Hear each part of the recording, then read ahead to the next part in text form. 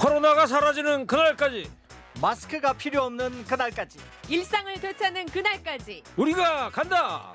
코로나 버스터. 코로나 잡으러 나왔습니다. 코로나 버스터즈 1호 중앙대 약학과 설대 교수님, 2호 과학 전문 코로나 전문 기자입니다. 강양구 TBS 과학재난팀장, 그리고 최지은 아나운서요. 안녕하세요. 반갑습니다. 문자로 최지은입니다. 최지은 핑크돼지 패션이 블링블링하다. 아, 감사합니다. 그리고 어떤 분이 핑계 오늘 점심에는 쌀국수 드셨나요? 라고 주셨는데 저 요새 쌀국수에 또 다이어트 중이에요. 그래서 오늘 점심은 당근과 현미빵 먹었는데 배고파 죽겠어요. 여기 근데 전 세트 준다고 오늘? 끝났습니다. 끝났어요? 예. 아, 너무 탐나던데. 청취자분들 못하신 분들이 더 많아요. 예. 아프신데 저 후벼파지 마시고 빨리 진행해 주세요. 자, 코로나19 오늘도 샅샅이 파헤쳐 보겠습니다. 궁금한 점 있으신 분들 50원의 유료 문자 샵에 0951 TBS 앱 이용해서 보내주시기 바랍니다. 예. 자, 오미크론이 이제 우세종이 돼버렸어요, 설대 교수님. 예 그렇습니다. 아니, 오미크론 남아공에서 처음 발견됐을 때 우리나라에는 절대 우세종 안 된다고 그랬던 거 아니에요?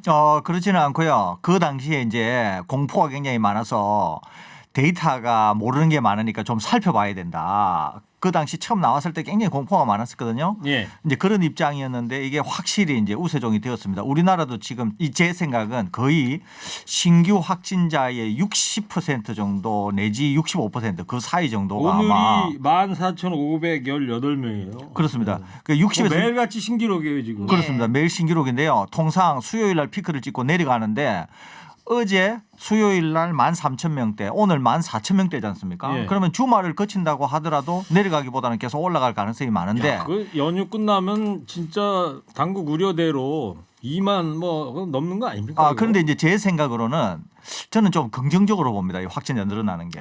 왜 그러냐면은 긍정적이라고요? 예, 왜 그러냐면은 이 오미크론을 통해서 우리가 오히려 종식 국면에도 진입할 수가 있는데요. 더 좋은 지표가 몇 가지가 있어요. 지금 이와 같이 확진자가 많이 늘어나더라도 제일 중요한 것은 뭐냐면은 위중증자하고 사망자인데요. 위중증자, 그러니까 병원에 위중증자로 계시는 분들은 계속 지금 감소 중에 있고요. 네. 사망자도 늘지가 않습니다. 그러면서 오히려 확진자는 많이 늘고 사망자는 안 느니까 누적 치명률은 그냥 뚝뚝 떨어지고 있어요. 이게 하루에 0.01%포인트씩 줄어들고 있거든요. 지금 이게. 얼마예요, 치명률이? 지금은 0.86인데요. 내일은 0.85.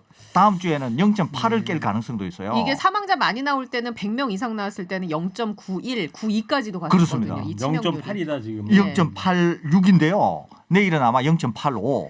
다음 주 말 정도 되면은 0.8이 깨질 가능성이 있다. 그러면 강 기자 궁금한 게 제가 네. 이렇게 오미크론 환자가 폭증을 한단 말이죠. 델타 변이 코로나 확진자하고 오미크론 확진자하고 증세가 달라요? 네, 증세가 확실히 다릅니다. 많이들 궁금해하실 텐데요. 이 오미크론 변이의 가장 특징적인 증상은 몸이 간질간질하면서 목이 간질간질하면서 참을 수 없는 장기침이 나오는 게 이 오미크론 변이의 델타는 그런 게 없는데. 네, 델타는 콧물이 나거나 이런 열이 나거나 이런 증상이 있었는데 오미크론은 열이 안 나더라도 목이 간질간질하면서 그게 대표적인 증상이에요. 네, 그게 아주 대표적인 증상이에요. 가만 있어봐. 최지은 아나운서 괜찮아요? 뭐? 저는 괜찮고 이게 이유가 있는 게 오미크론 변이는 주로 상기도 쪽에 감염을 맞습니다. 일으키잖아요. 네. 상기도? 너무 잘 알아. 그래서 이 부위에 코, 상기도가 뭐예요? 이 기도 목 위쪽. 기도 예. 위쪽, 목 위쪽. 네, 목 예. 위쪽. 근데 이제 델타는 상기도를 뚫고 밑으로 내려가서 주로 폐렴으로 간다든지 하는 것 때문에 위중증 환자가 많았었는데 오미크론은 그냥 이 근처에서만 논다. 그래서 대표적인 증상이 이런 것들이다. 그렇습니다. 그런데 더 중요한 건 뭐냐면은 델타하고 오미크론을 비교를 하면 위중증률 얼마나 병원성이 강한가 하는 것이 오미크론이 델타에 비해서 4분의 1에서 5분의 1. 우리나라에서는 거의 10분의 1 정도로 낮은 것으로 보이거든요, 이게. 얼마 전에 방역 당국이 치명률을 발표했는데 오미크론 치명률이 0.16%. 16%. 0.16%라고 하면은 겨울에 독감이 0.1%인데 오미크론이 0.16%라고 하면 겨울 독감은 백신도 있고 타미플루라고 하는 좋은 약이 있잖아요. 거의 독감 수준입니다. 네, 독감 그런데 수준입니다. 독감 수준도 안 될 가능성이 많아요. 왜 그러냐면은 0.16으로 계산이 될 때 먹는 치료제의 효과는 반영이 안 됐거든요. 그러니까 먹는 치료제를 적극적으로 쓰게 될 경우에는 오미크론인 경우에는 0.16이라고 알려져 있는데 0.16 이하가 될 가능성이 많아요. 0.1 이하가 될 가능성이 많아요. 왜냐하면 독감은 진단 즉시 타미플루가 처방이 돼서 0.1%가 나왔지만 그렇죠. 아직까지 코로나19 오미크론은 감염됐을 때 치료제 처방이 적극적이지 않은 상태에서 0.16이 나왔기 때문에 그걸 감안한다면 더 낮을 수 있다. 그렇습니다. 네. 지금 그 먹는 약 있잖아요. 경구용 치료제 예, 예. 수입해서 60세 이상한테 확대 예, 팍스로비드. 적용한다는 거. 이게 오미크론 확진자한테도 주는 거예요? 네, 그렇습니다. 당연히요. 예, 뭐 오미크론 확진자, 델타 확진자 구분 없이 코로나 확진자 중에서 60세 이상이면은 이 우선적으로 이 팍스로비드라고 하는 화이자 먹는 치료제가 근데 처방이 되는데요. 팍스로비드라는 치료제 자체가 뭘 겨냥한 치료제예요? 팍스로비드 자체는 코로나19 바이러스가 몸 안에서 증식하는 걸 막는 기전이에요. 델타든 오미크론, 네, 델타든 오미크론이든. 네, 그리고 이 화이자사에서 약효를 시험해 봤더니 오미크론에도 팍스로비드 화이자 먹는 치료제는 듣는 것으로 판명이 났고 기전상으로도 들을 수밖에 없는 기전입니다. 그렇기 때문에 지금 오미크론에 감염돼서 확진된 분들 중에도 60세 이상의 대상 중에는 이 먹는 치료제, 코로나 먹는 치료제를 처방받을 수가 있고요. 근데 이제 문제는 무엇이냐면 확진 환자들이 굉장히 많이 쏟아지게 되면 지금 현재 우리나라가 확보한 먹는 치료제 물량은 한 2만 명분이고 추가로 11,000명분 정도를 더 확보한다고 하더라도 지금 3만 명분 정도밖에 없잖아요. 근데 너무나 많이 60대 이상의 이 확진 환자들이 쏟아지고 그중에서 먹는 치료제 처방을 해야 될 사람들이 생기게 되면 이게 금방 소진될 가능성이 있기 때문에 일부 전문가들은 그 대목을 조금 걱정을 하는 것이고요. 아까 방금 나온 이야기들을 이제 정리를 해보면은 오미크론 변이는 뚜렷합니다. 전파력은 델타 변이보다 한 2배 정도 높고요. 그래서 지금 이렇게 굉장히 빠른 속도로 이 확진 환자들이 늘어나고 있는 건데 문제는 오미크론 변이의 병원성은 지금 우리나라 방역 당국에서는 델타 변이의 한 5분의 1 수준이라고 이야기를 하고 있는데 사실 시간이 지나면 지날수록 그것도 더 낮아질 가능성이 큽니다. 아니 그러면 지금 뭔가 밸런스가 안 맞잖아요. 예? 델타는 치명률도 막 1 이상이고 네. 오미크론은 0.1밖에 안 된다는 거고. 이게 지금 이제 그러면 방역 당국이 정부 당국에서 이걸 확실하게 개념 정립을 해줘야 되는 거 아니에요? 아직 확신이 없어서 그렇습니다. 방역 당국이 일주일 정도만 있으면 확신이 설 것 같은데요. 일주일 뒤쯤 되면 그렇습니다. 이게 확신이 없어서 그러는 거예요. 그러는데 이 오미크론이 왜 중요하냐면은 오미크론은 고위험군이라고 하면 60대 이상은 무조건 고위험군이고요. 특히 그중에 백신 접종을 안 한 분이 고위험군이고요. 60대 이하로는 기저질환이 있는 분들이 고위험군이거든요. 그러니까 고위험군만 보호가 되면은 오미크론과 관련해서 나머지 분들은 걱정을 안 해도 돼요. 그러면 방금 말한 고위험군들을 먹는 치료제로 보호를 하면서 백신 접종을 안 하신 분들은 백신 접종을 안 한다고 하더라도 오미크론이 감염이 되어서 회복이 될 때 먹는 치료제로 보호를 하게 되면 어떻게 되냐면은 자연 감염, 자연 회복을 통해서 면역을 획득하기 때문에 감염을 시켜서 위험에 빠뜨릴 수 있는 사람이 계속 줄어들게 되는 것이거든요. 그렇죠. 이게 그래서 종식으로 이게 가는 겁니다. 이게 그러니까 확진자가 늘어난다고 하더라도 방금 제가 말씀드린 고위험군만 아주 타이트하게 보호를 하게 되면은 확진자가 늘어나는 게 오히려 종식을 앞당기는 계기가 될 수 있다는 거예요. 그러니까 앞으로 열흘 동안 이 허리케인 애청자분들께서 매일 오전 9시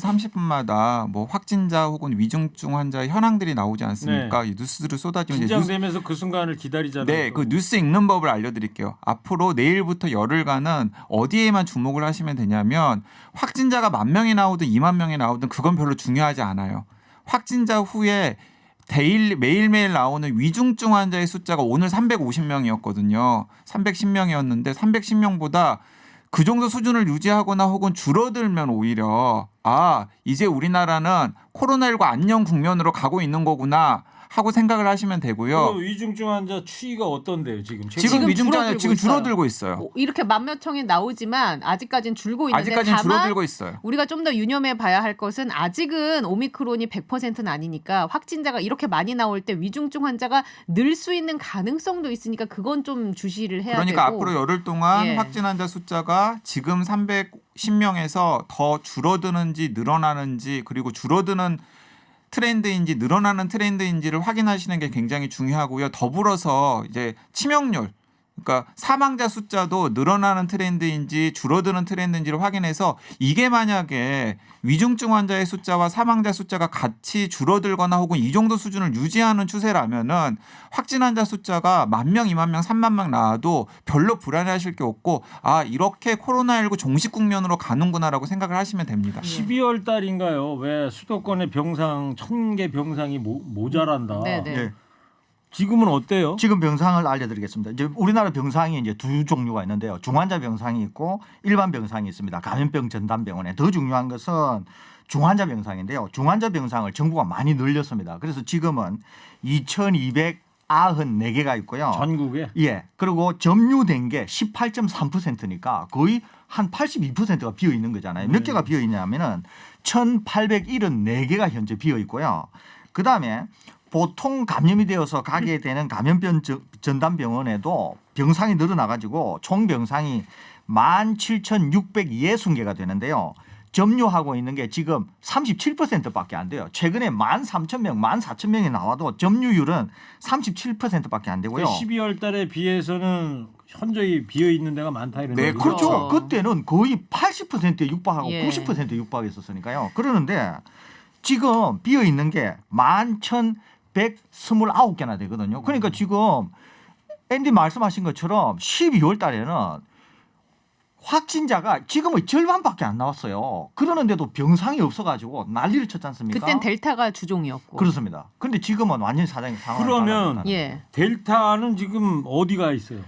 이게 이제 어떻게 되냐면은 원래는 한 사람을 여러 바이러스가 감염을 시킬 수 있는데 이 코로나인 경우에는 여러 바이러스가 한 사람을 감염을 못 시키는 것처럼 보여요. 그래서 A 바이러스가 감염을 시키면 한 사람을 B 바이러스는 감염을 못 시키는 거죠. 서로 배타적인 거죠. 그러는데 오미크론은 확산이 빠르잖아요. 예. 확산이 빠르니까 오미크론이 먼저 점유를 하게 되면 델타는 점점 소멸해 가겠죠. 이게. 힘을 잃고. 그래서 오미크론이 델타를 밀어내는 상황이 생기면서 병원성이 강한 오미크론은 점점 없어지는 거예요. 그거는 왜 그러냐면 한 사람을 두 바이러스가 동시에 감염을 못 시키고 서로 배타적이기 때문에 그렇습니다. 그러면 최진 아나운서 네. 워낙 공부를 좀 많이 하셔가지고 지금 확진자가 누가 생겼어. 예. 이분이 델타 변이 확진자인지 오미크론 변이 바이러스 확진자인지 알 수가 있어요? 진단 검사 키트가 요새는 개발이 돼서 빠른 시간 안에 오미크론인지 델타인지가 판명이 됩니다.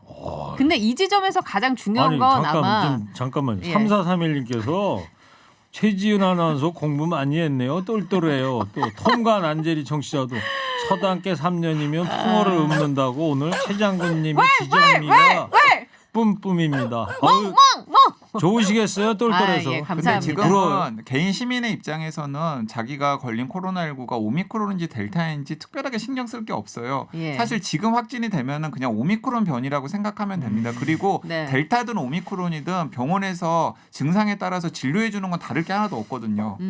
그 이 지점에서 근데 아까 예. 강양구 기자가 이제 통계를 접할 때 뉴스를 접할 때 확진자 숫자 맞아요. 그거 말고 위중증에도 그렇습니다. 주목을 해라. 네. 그렇습니다. 네. 그거 괜찮은 포인트 같아. 아, 왜냐하면 내가 사탕 하나 줄게. 아, 네. 네. 대부분의 언론은 지금 확진자가 쏟아지니까 공포를 사탕 줘요, 자극하거든요. 빨리. 공포를 자극해서 정부가 손을 놓고 있네. 10,000몇천 명이 쏟아지는데 뭐 체계가 안 잡혔네. 이러면서 이제 난리를 치는데 그거에 부안해동 하실 게 아니라 코로나 버스터즈를 애청하시고 올바른 방향으로 가고 있구나 생각하시면 마음이 편할 거다. 최진 씨. 얘기까지. 예? 저 김경래 PD가 좀 겸손하라는데. 그럴 수 아 근데 말을 못 하겠어요. 너무나 최지은 아나운서가 진짜 잘하니까. 코로나 특보를 2년 가까이 진행 1년 약대 반 넘게 나왔어요? 했더니. 저요? 약대 전혀 안 나왔어요. 신문방송학과 나왔다 그러지 않았어요? 맞아요. 네. 자 오늘 여기까지 하겠습니다. 예. 네. 자, 이따가 코로나 힐링 콘서트 해볼 텐데 피아니스트 김용진 씨 그리고 성악가 김태일 씨 두 분이 기다리고 계십니다. 채널 고정해 주시고 조금만 기다려 주세요.